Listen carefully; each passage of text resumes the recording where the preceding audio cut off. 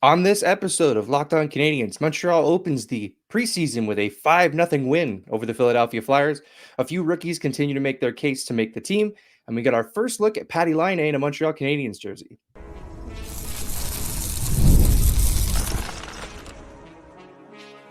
You're Locked On Canadiens, your daily podcast on the Montreal Canadiens, part of the Locked On Podcast Network, your team every day. Hello and welcome to episode 1146 of Locked On Canadiens. Thank you for making us your first listen of the day, for subscribing on YouTube and wherever you subscribe to podcasts. Doing that supports the show and ensures you don't miss an episode. Today's episode is brought to you by FanDuel. Place your first $5 bet and you'll get started with $200 in bonus bets, guaranteed. Visit FanDuel.com to get started. I am Ian Blaver, also known as That Maybe It's Ian. I'm joined by the incomparable Laura Saba, also known as the Active Stick. Laura, a hockey game. It happened. We saw it with our own eyes on Monday night. How are you feeling? I'm going to extrapolate from this, and I've decided that the Canadiens are going to go 82-0 in the regular season. Undefeated. We are without a loss. Things are great. Without a loss and without a goal allowed. Yeah, well, that's a little sketchy. We'll get into that in a few minutes here. We've got a lot coming up on today's episode. We're going to wonder if Joshua and Josh Anderson can finally be the match that Josh Anderson needs. We got our first look at Newhook, Dach, and Laine as a line. Lane Hutson continued to shine, and Oliver Kapanen bursts onto the scene and makes us think about maybe him holding down a roster spot on this team moving forward. But let's start general impressions of the game. How did you feel the game kind of went for the Canadiens? It seemed like, for me anyway, if they weren't in the box, they were playing pretty well. Right, exactly that. I was a little bit worried about them being pushed around. Obviously, we are going to touch a bit on that in a second.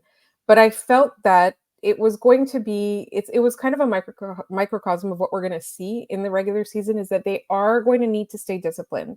They really will need to do that. And it is a weak spot, particularly for younger teams that are still developing, teams that have a lot of skill, but sometimes might not have the experience. They'll fall behind the play a little bit. Overall, I felt like every single player on the ice showed up and said that I want to be here this season. For some, it didn't work out as well as others, but it was a fun and exciting game for me. I really enjoyed it. You know, hockey's back. There are so many players that I was pleased with.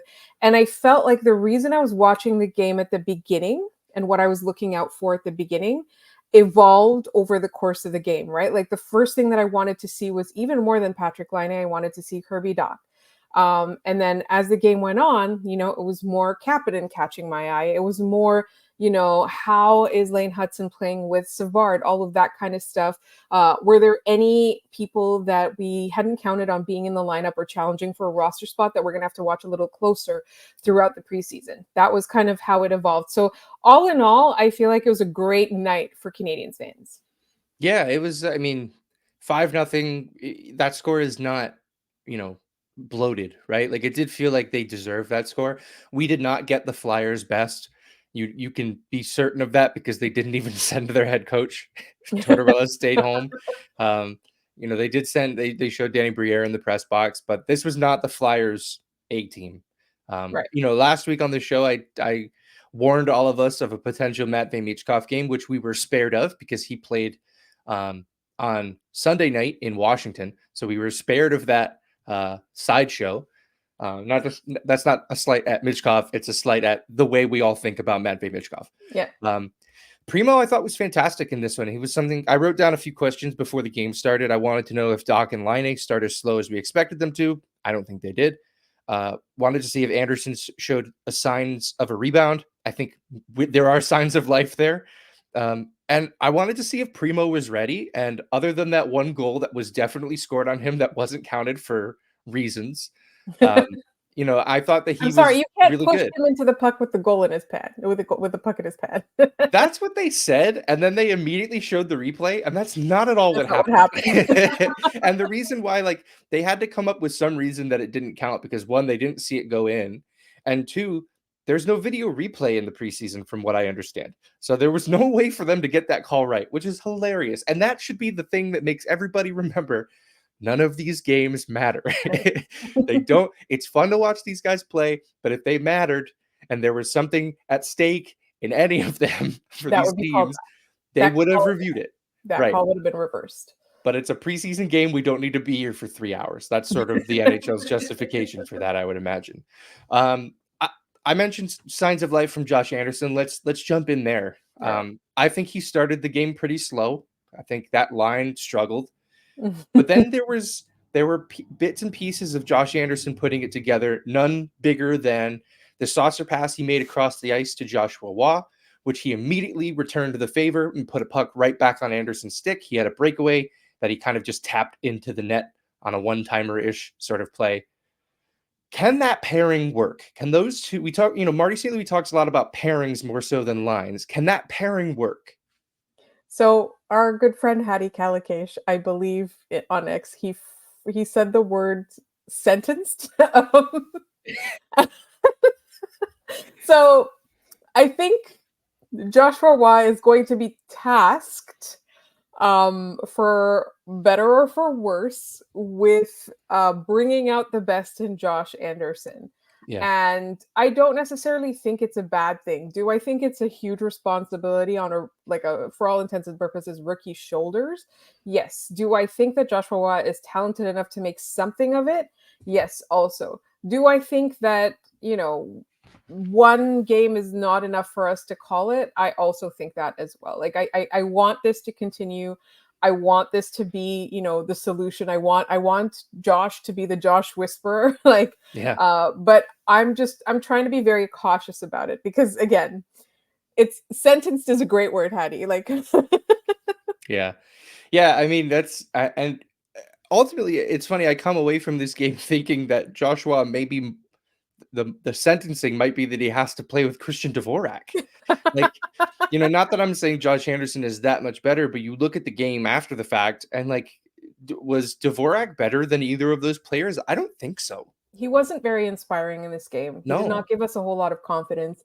And I think it's kind of, I know you were doing it, Ian. I was doing the same thing. I was like, okay, which one of these guys can we trade away so Kapanen can get a spot? Yeah.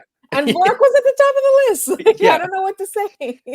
Yeah. And I mean, that's a big salary they're going to have to try to move out if that's the direction they try to go in. But man, I thought Dvorak looked rather pedestrian, and he's he's in a contract year, right? Yeah. He's an unrestricted free agent at the end of the year.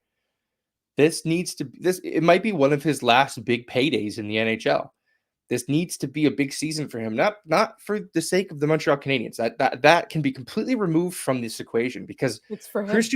Christian Dvorak needs Christian Dvorak to play well this year so that he can cash in one more time as the salary cap is rising. And, right now he's at about $4 million. With a good season, I could see a team paying him $5 million to be a, second, third line center. I hope it's not the Montreal Canadiens, but I could see a team doing it. I don't think it'll be the Montreal Canadiens, but here's the thing, there's the argument can be made that it's the preseason. He's taking it easy. He's come back from so many injuries in the past few years, et cetera, et cetera. But for me, if you are a player that is at Christian Dvorak's, I guess crossroads, I'm going to call it a crossroads. Yeah. It is a career year. There are a lot of question marks. A lot of the fan base wants you out of the city. You don't seem to fit. Don't you show up at the first preseason game? Much like guys who absolutely 100% have spots, are veterans and are stars, like Kirby Dach and Laine. And why don't you come out and give it your all? That's what I felt with Dvorak. I'm I need to see more energy from you. I need to see more drive from you, which, we saw from that Dach line. I know we're going to get into it and I know we're running out of time in this segment, but we didn't see that from him. And we saw just average, and you need to be much better than average if you're trying to crack this lineup. You're trying to find a place for yourself. You're trying not to get traded away. You're trying to earn a contract in the following year. So I don't know. Yeah. I didn't love it. In a sea of above average performances that we got tonight, an average performance just fades into the background, right? Yeah. And he wasn't the only one. Justin Barron, I thought was just okay. Logan Mailloux, who I thought was pretty quiet again, but still played solidly. I thought defensively he was okay. Yeah. But there are players who you're expecting to make a pop to remind, like, I know it sounds sad to say, but like, remind us that you're here. Yeah. Right? Like, yell something, like, make us know that you're still here trying to win a spot. I didn't get that feeling from Christian Dvorak, unfortunately. Exactly. Yeah. All right, we've got lots more coming up, including in our second segment. We're going to jump into that newly formed second line. It was the top line on Monday night, but we expect it to be our second line moving forward. And we get to see Patrik Laine in a Montreal Canadiens jersey for the first time. And that's all coming up in just a moment.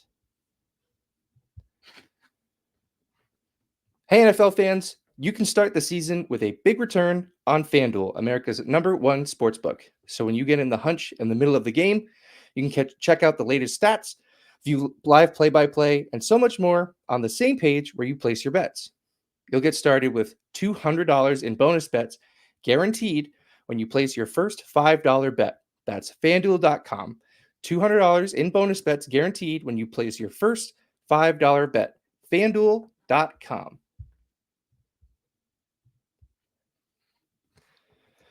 All right, we are back. But before we jump into anything else, I want to thank you for making Locked On Canadiens your first listen of the day. For your second listen, enjoy the Locked On NHL podcast. Locked On NHL provides you with a national perspective on all things NHL each and every day, with national experts and local insight on every team in the league.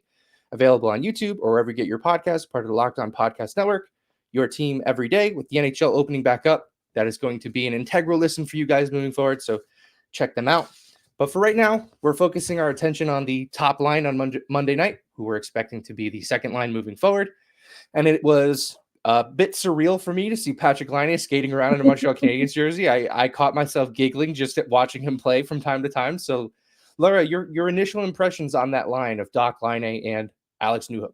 Right. So both Laine and Dach came back from injury, right? And an extended period away from the game.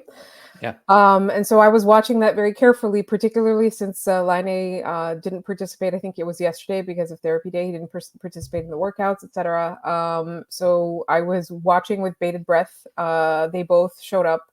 They decided we are back. And I just kept thinking, imagine being Alex Newhook. Yeah. You did so much work last year. Like, it was a thankless job you had. You had to come back from injury and carry a lot of the load. And then, you get rewarded with playing on that line. Like, I would be so happy. I would be so excited. And you could see it. He was so excited. Like, they played so well together. They looked so good together. And I think, they showed up saying we're getting back in game shape. Like that's what I saw from that game, is that we need to get back in game shape. They looked so happy to be playing.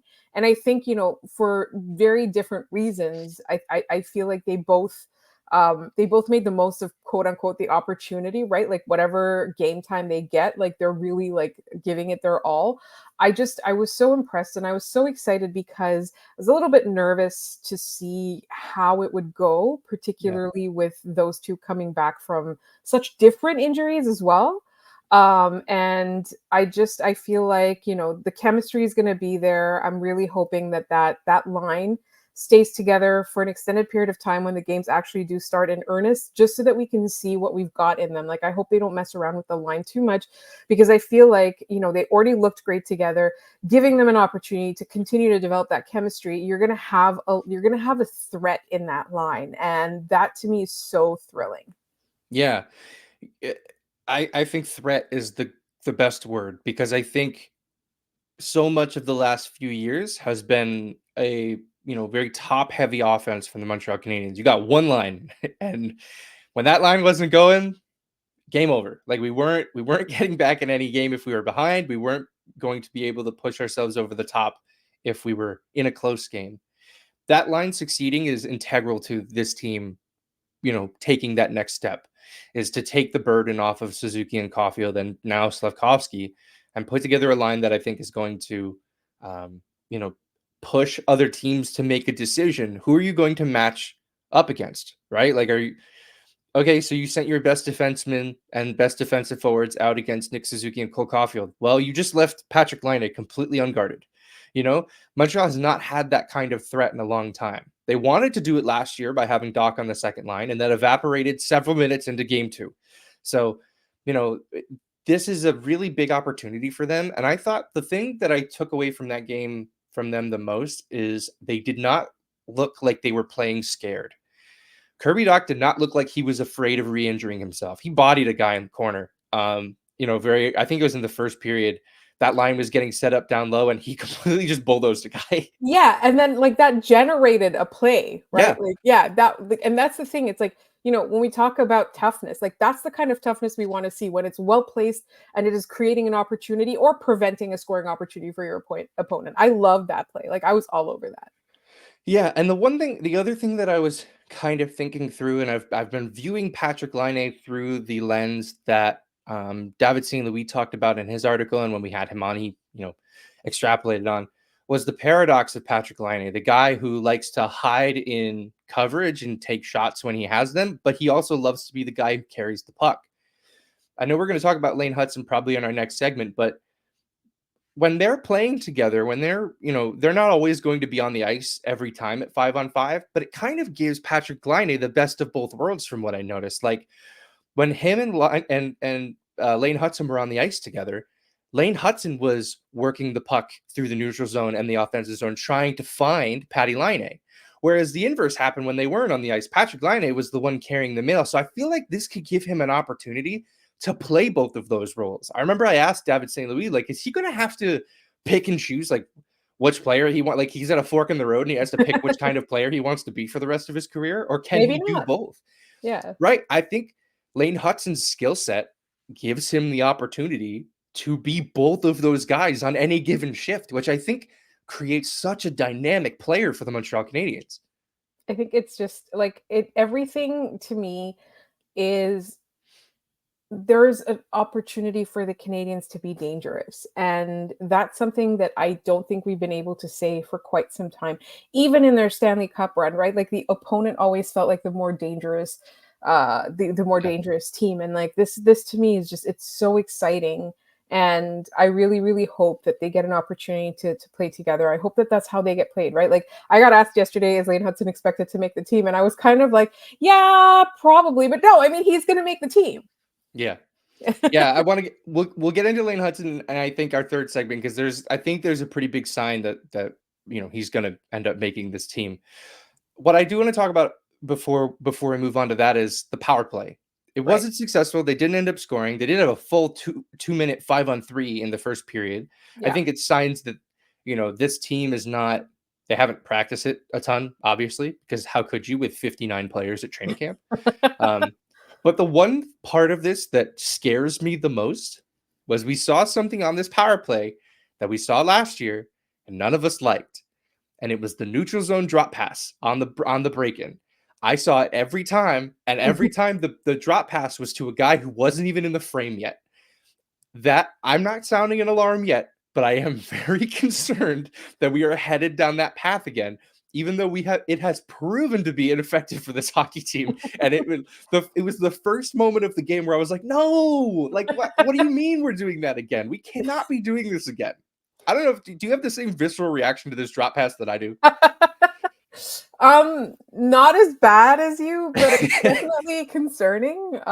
It's not like my skin's not crawling or anything, but I did feel that like, yeah, not that, but it's like you said, like there's 59 players. A lot of these guys are not going to be on this team on opening night. Like, let's be real, right? So I would hope that that's a habit that they break over the course of the season, because I think it's okay in game one. Probably not, because it's Toronto. You don't want that. But it's okay in game one. But if you're still doing that in game 53, then I have a lot of questions for this coaching staff and this front office. I will say, if you're still doing it in game 53, but you also have a top 5 power play, I'm cool with it. Do whatever you want. Like, that's fine. But the problem is that we're doing the same thing and expecting different results. That's where I start to get a little worried. Is like, if we're in November and we're still operating an 8% power play, it needs to be over. Yeah. But here's the thing though, like you said, like it's never worked for the Canadiens, or it hasn't worked. Does it really work for any other team? Because that's a prime opportunity for your opponent to steal the puck and like defend for like another, however long. So I don't think it's necessarily confined to the Canadiens. It's just that sometimes there's teams that have more skill that are able to like steal the puck back, but it's basically a giveaway. Yeah.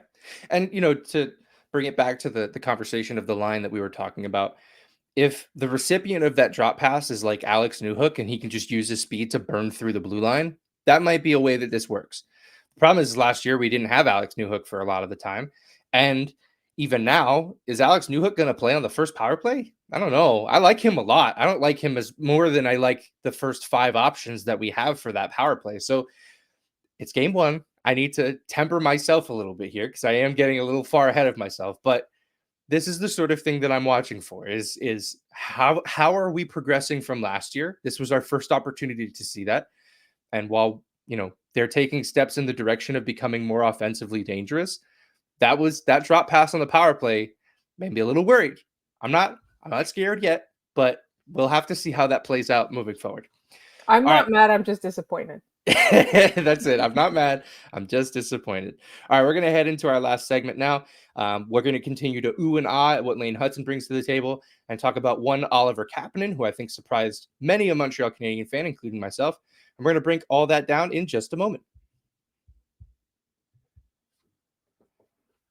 If you need to hire, you need Indeed. Indeed is your matching and hiring platform with over 350 million global monthly visitors, according to Indeed data, and a matching engine that helps you find candidates fast. Ditch the busy work. Use Indeed for scheduling, screening, and messaging so you can connect with candidates faster.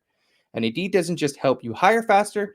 93% of employers agree Indeed delivers the highest quality matches compared to other job sites, according to a recent Indeed survey. And that's one of the things I like the most about Indeed, the confidence that you will not only fill the position quickly, but that the candidates you are matched with will be high quality matches. And listeners of this show will get a $75 sponsored job credit to get your jobs more visibility at Indeed.com/lockedon. Just go to Indeed.com/lockedon right now and support our show by saying you heard about Indeed on this podcast. Indeed.com/lockedon. Terms and conditions apply. Need to hire? You need Indeed. This episode is also brought to you by PrizePicks. PrizePicks is America's #1 daily fantasy sports app with over 5 million active members. PrizePicks is the easiest, most exciting way to play daily fantasy sports. All you do is pick more or less on 2 to 6 player stat projections and watch the winnings roll in. PrizePicks puts their members first, so all withdrawals are fast, safe, and secure. When my picks hit, I can get my money in as quick as 15 minutes. PrizePicks invented the flex play, which means you can still cash out if your lineup isn't perfect. You can double your money even if one of your picks doesn't hit. It's so fun and simple to use, you'll really enjoy playing. Download the PrizePicks app today and use code LOCKEDONNHL and get $50 instantly when you play $5. That's LOCKEDONNHL on PrizePicks to get $50 instantly when you play $5. You don't even need to win to receive the $50 bonus. It's guaranteed. PrizePicks, run your game. All right, we are in the home stretch, Laura. Lane Hutson, we pushed it this far. We got through our meat and potatoes, and now we get to have dessert. Yes. When Lane Hutson head faked Anthony Richard and sent him to the Shadow Realm, that is when he became a full-time NHLer in my mind. Like 100%. The crowd was just so shocked to see that one-time Montreal Canadian get sent just into the boards because Lane Hutson moved his head back and forth. Mm-hmm. They also, I think, have tipped their hand a little bit because Logan Mayhew's playing with Adam Engstrom. He's not playing with David Savard. Lane Hutson's playing with David Savard. The most defensively responsible NHLer they have. He's playing in the Caden Gooley spot. Yes. Yeah, absolutely. Well, I think Caden Gooley's probably going to end up playing with Mike Matheson. Yeah. I don't know what the other pairings look like in camp right now, but that's probably pair 1. Pair 2 is Savard Hutson, and I think that's just I think Hutson has done enough to show that he's sending him to the AHL does nothing. I don't think that moves his game forward anymore. And I think because the Canadiens have set a goal for themselves that they want to move themselves forward, it would be detrimental to not have him on the team. He is one of the 6 best defensemen that this organization has. Right. And it's I look at it as there being one spot for 4 defensemen, but I don't think so. I think it's 1 spot for Lane Hutson, and then who gets to be the number 7? Like, Right. Yeah, who gets um, the Jonathan Kovacevic memorial spot on this roster, right? Like, who gets to be that 7? yeah, which, like, for, like, let's say somebody like Logan Mailloux, like, I don't know that's gonna help a lot because he needs to be playing a lot of minutes because, I think it really did him a lot of good in Laval, like, that kind of Yeah, pushes him down. Justin Barron, we talked a little bit about already, but, I didn't see that he solidified his spot on this team. Like, when I say the NHL, when I say the team, I don't mean just at the NHL level. I just, like, he's kind of played himself out of like the Canadians' plans, right? yeah, And so for me, I feel like it's kind of unfortunate, but maybe he'll thrive somewhere else. So, like, I don't necessarily think he's in the conversation, right? So you have these guys, and Lane Hutson is just a much better option than every single one of them. yeah. Yeah, he did take a And the penalty other on guy the was opening. Engstrom. Yeah, he did take a penalty early on in the game. It was mostly a reactionary penalty because Josh Anderson went north-south, stayed north, lost the puck, and then, Lane Hutson had to react and take a penalty. But, you know, he was the most dynamic defenseman in the game tonight by far. Um, you know, I think that they would be doing themselves a disservice more so than they would be doing Lane Hutson a disservice by keeping him in the AHL. Yeah. Because like Lane Hutson could go down to the American Hockey League and just I almost feel bad for the opponents that he would have to play against. Like he would eat so many of those teams alive. It would be really I, funny. it would be really funny, but it would be even funnier if it was against the Toronto Maple Leafs and the Ottawa Senators and the Boston Bruins. Like, it'd be better if it was teams that I want to see lose. Like, that would be better for me personally. So yeah, I mean, I joked about it on our Twitter account that tune into Tuesday's episode as well as every episode for the next 20 years where we'll be talking about something fun Lane Hutson did because like I just feel like that's the arc for this player. It's Yeah. like he's gonna rise to stardom and stay there. 100%. So, just to really quickly go back on Adam Engstrom, I felt that there were some obvious welcome to the NHL kid moments in this Yeah. game. So I wouldn't be too upset if he wasn't the one in that roster spot, whatever it is that like opens up, and he plays in the AHL for a while, just so he kind of gets used to keeping his head up, etc., like that kind of stuff. Like I didn't love that aspect, but like he was great. Yeah. Other than that, right? Like it was kind of like Slavkovsky. You would see him be so talented, and then somebody would just like elbow him in the head. Yeah. So I don't want that to happen to Adam Engstrom. So I would like to see him for in the AHL for longer, but I feel so much more confident about him than I would feel about a Justin Barron, for example. Yeah. But still, No. I do think Lane Hutson is just the better option by like Yeah. miles and miles and miles and miles. Yeah. Speaking of the better option, let's quickly jump into Oliver Kapanen, who was a relative unknown, at least to me. I was kind of not very, it's the Shaq meme. I have to apologize. I wasn't familiar with your game. I wasn't.